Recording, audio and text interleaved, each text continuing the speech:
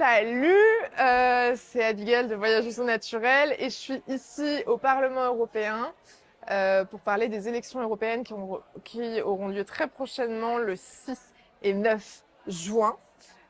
Donc là, je vais passer 3 jours au Parlement européen dans ce cadre-là et je suis avec plein de créateurs de contenu qui viennent de tous les pays d'Europe. Donc c'est hyper enrichissant d'avoir beaucoup de conversations très plurielles sur nos différents pays, sur nos différentes cultures et sur nos différentes façons d'apprivoiser ce vote aux élections européennes. So it was a nice conversation. Thank you so much. Thank you. Thank you. Okay. So you are from Italian, right? Yes.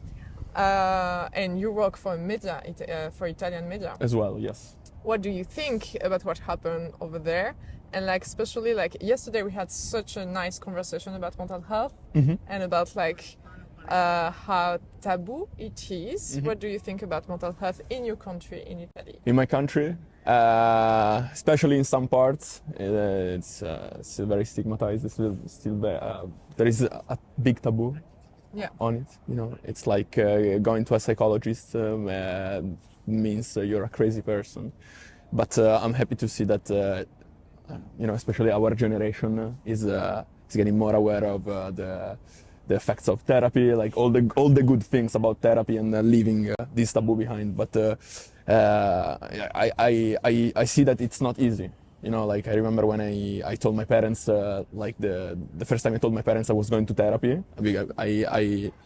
I had started keeping it a secret. You know, I was so ashamed about it. It was 3-4 years ago, you know, and I made a lot of progress, and I saw a lot of friends of mine make the same progress, and I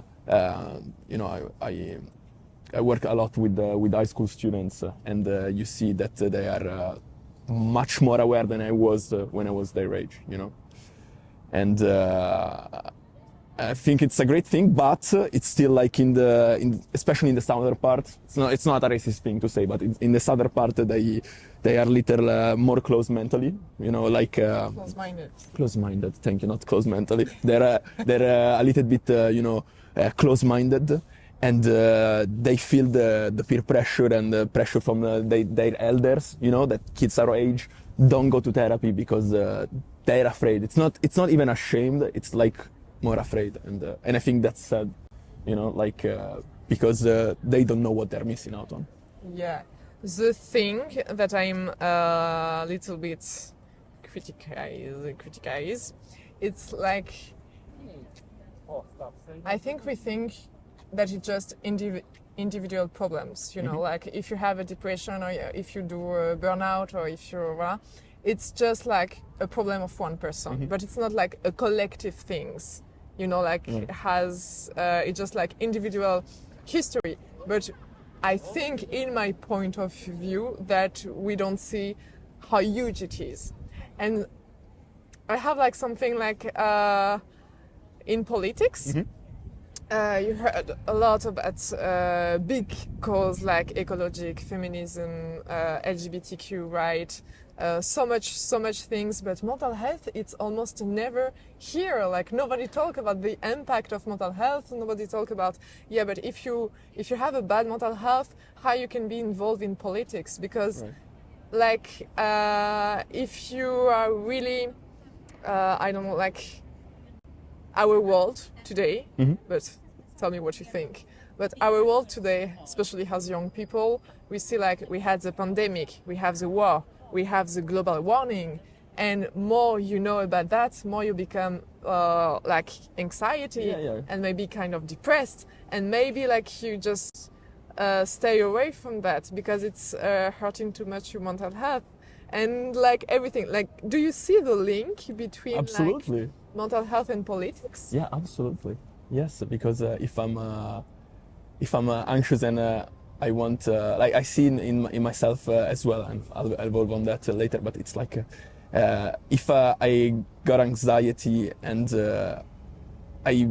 all I'm looking for is the peace of my mind, I'm not gonna go dwell in more problems because it's just gonna give me more, anxiety, depression. It's gonna worsen my condition, my mental health condition, I think. Therefore, of course, I'm not gonna get involved in politics. Of course, I'm not gonna speak up on some issues because I might be able to speak up about it like on my phone, on social media and stuff. But like, I cannot imagine, going out there or going to how do you call it when everybody goes in the streets? Not really to protest, to manifest. Yeah. Stuff like that. And yes, I think I understood your point, and I definitely agree. And also, like, you have such a taboo because, like, in France, when a politics can't say that he has a bad mental health. Yes. Because like it seems like weakness. Yeah. If you're struggling with your mental health, it's like you are weak. So you lose your how do you say authority. Maybe your appeal. I don't know. Like some people can discreditate your things that you say, because saying but you are not good in your mind, right? Okay. Yes. And like you have your credibility. Yes. Thank you so much. And you have so much things. Like I would love to see some politics who were talking about the mental health. Just first of all to say that it's okay, and also to realize that we have our physical health, and like so much all the money go to the physical health. And that's super good, but you can see that investment doesn't go to mental health because it's not like it's comparable. Yeah. Yes. And like part of my activism, it's also to say, but you have physical health and you have mental health, and it's both part of it, and it's like connected as well. So you can't have one if you don't have the other one. And it's really important to make also politics on mental health, and also like to talk. Like for me in politics, the thing that I feel like really bad, it's like I really want to have people who show emotions. Okay. For example, for me being an activist, it's important to like you have like a healthy anger. I don't know what you think about that, but you need to fight against injustice. Yes. And to be incarné, you need to feel that fight, and you need to feel that injustice, and you need to be part of it, like really. And this is how you can federate community, like around a cause. Yes. And sometimes I think that if we are too much disconnected about our emotion, we lose part of our ideas and also the that people are really interested about, Like if you can feel the emotion that really brings that ideas, maybe you can like touch more like the point that you really want to say. Yes. For example, sexism, racism, or discrimination, like this is injustice, this is emotion, and we can say it. And the thing that it's all like in a line. Right. I don't think that it's. I wish to see more politics really involved in that kind of stuff, but I don't know what you think about that. It's just like ideas. I think they should definitely empathize, like tell what makes make their blood boil. Like your blood boil. When you feel that sensation in your body that you see like an injustice and you feel like I can't do anything right now and feel powerless. You feel mad, and I think they should definitely feel like be more empathize more with the population. But in my opinion, not showing emotion and being collected when talking about these things, but talking about it is essential. But when talking about it, if you are collected, calm, and you show a clear state of mind, you are showing me that you can take care of it pragmatically. Because take decision take a decision with I don't want to say in the right state of mind, because that's not the point, but considering everything. Because if you take decisions when you're angry, Like, you know, it's not the right one. Yes, it might not be the right way, as well as when you're happy. It's like when you're angry and you tell someone that you might regret, or when you're very, very happy and you accept many social events to which you will not want to go to when you're in a normal state of mind. I don't know if it ever happens to you to be like, yes, I will do that. Yeah. And I think for a politician that to deal with our money, our decisions, our everything, all our life, he has to be collected and be, you know, straightforward on the Yeah, the but issues. like I was thinking because like we had some games in a festival like Mental Health Festival, Okay. and I loved that game. It's like they show celebrities, and you need to guess if the celebrity has like bipolar, for example. Okay. And in that game, we show that so much politics, who are like really powerful in the history, has mental health issue, and Right. strong one, not little one, strong one. And they were really good politics, you know? And I was like, oh, but that aspect, it's really interesting because like we need to be like all clean and but the people who change the world with big decision and like think out of the box, Yeah. it's the people who has like really struggling with the mental health. I was not aware of it, but just think about when we started to lose the taboo about mental health. You know, like it has been a pretty recent thing. It's like the last 10 years maybe. I was like 4 years Yeah. ago, you know. Okay, it's so little, but think about how long it took for politicians to start coming out. Just think about that. Coming out about Their maybe homosexuality or you know, you couldn't say something like that before like 2010. yeah. And now, like with all the laws and all the people starting to accept the reality, normality and stuff, they're slowly starting now. Think on like, I don't know, I don't have any actual examples right now, but like I think if it took them so long for something so intimate, I think like your mental health is as intimate as you know, your sexuality. I think exactly the same. When I was diagnosed with a personality disorder, I really had the feeling that I need to have a coming out.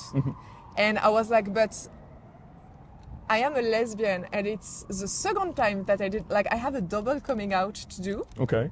And I really had that feeling because it really shows the same things as a coming out with mental health when you said that you have a personality disorder. Because it's like, oh, I don't know the representation of people, what they have. Yeah. I don't know if I will be rejected for that. I know it's something that I need to say all the time to new people. So it's really like a coming out, and it's more complicated to do a coming out about personality disorder than sexual orientation. Yes. For me, it's my feeling. No, I agree. And it's really like that. And I'm really touched that you compare, like, it's me who compare that to that, but that you talk about coming out of orientation sexual, because I do the same link with mental health. Yeah. It's a coming out. Because it's something so intimate. So intimate, but intimate is politics, Yeah. you know? And this is like how you talk about your private life and intimate life, but to understand that it is politic as well. It's like a sexual assault. Okay. Like it's something really personal and Right. intimate, but this is politic, you know? Right. Like we need to have like law to be vote to protect anything. Mostly politics have a super bad mental health. Yeah, I bet. It's such a stressful environment. But nobody knows, and they will never tell that in media. Think about how many people burn out from like a consulting job. Yeah. Imagine doing something like that, but like for 60 million people. Yeah. And you have like a war 3,000 kilometers from your home and all this stuff. And then you have to keep the concession from your voters, but you don't want to compromise yourself in the parliament. And there is all the politics because you have to make that guy happy. You can't make that guy mad. It's like something that feels crushing to me. And I do not intend to get in the Italian parliament, okay? But I feel crushed by just thinking about it. Yeah. Imagine living it every day for 20 years. Like, okay, at a point maybe you become insensitive to something. Yeah, like that. I think, yeah. But yeah, of course, they have poor mental health, and there is nothing to be ashamed about it. But I trust that in the future, this thing is gonna change. I'm sure of it. Yes. I'm sure that it's gonna become more and more important, especially for the new generation. Yeah. And because I don't know if you share that feelings, but I had the feeling that new generation, like they don't want to have the same job every day and Absolutely. being like burnout. Yeah, that's me. They want to be happy, and this is more a priority for young generation to be happy. Right. You I know, agree. it becomes the most and most. I definitely agree. And So we need to include that kind of question because young people don't want to have a job that make them unhappy anymore. make them miserable. Miserable. That because new generations wanna work to live, not live to work. Exactly. We always say that. And we but, completely changed. yes, but can I say one thing that go ahead. will sound bad probably, but it's like when vote like the majority of voters will so we will be the majority of voters for these politicians, and they see that we value mental health, they're gonna start value mental health as well, because right now I think that they're protecting their interest towards maybe the older class. So as long I don't want to say it's bad, as long as they're around, the change is gonna be slow. I'm not gonna say it's not gonna change anything, but so I think they value that as well. Like the numbers that something like that would bring to them, their interest. But I think it's sorry, I talk a lot, so tell me if I'm talking too much. But it's like there are soccer players that have just started. No soccer player in the majority of the major leagues have come out with their sexuality, and statistically they're not all straight. Let's face this.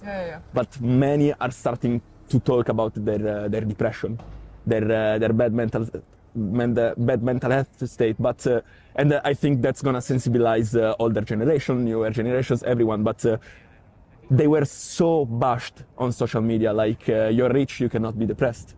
Grow up, little man. What are you? Are you a little girl? All that stuff. And they're soccer players. They have no impact. Not whatsoever. Economically, they might, but they have no impact on our life. On my day-to-day, what Internazionale scores tomorrow doesn't change anything, But look how much they were shitted on, literally. And think about a politician doing the same thing, that has so much more exposure than a soccer player. I think that's probably the big reason this change is so slow. And yeah, I'm agree, but I don't think that it's gonna be I will end for that, because I know that it's a long time. But I don't think that it's so slow, because pandemics really make us huge boost definitely about mental health. Yes. And I think,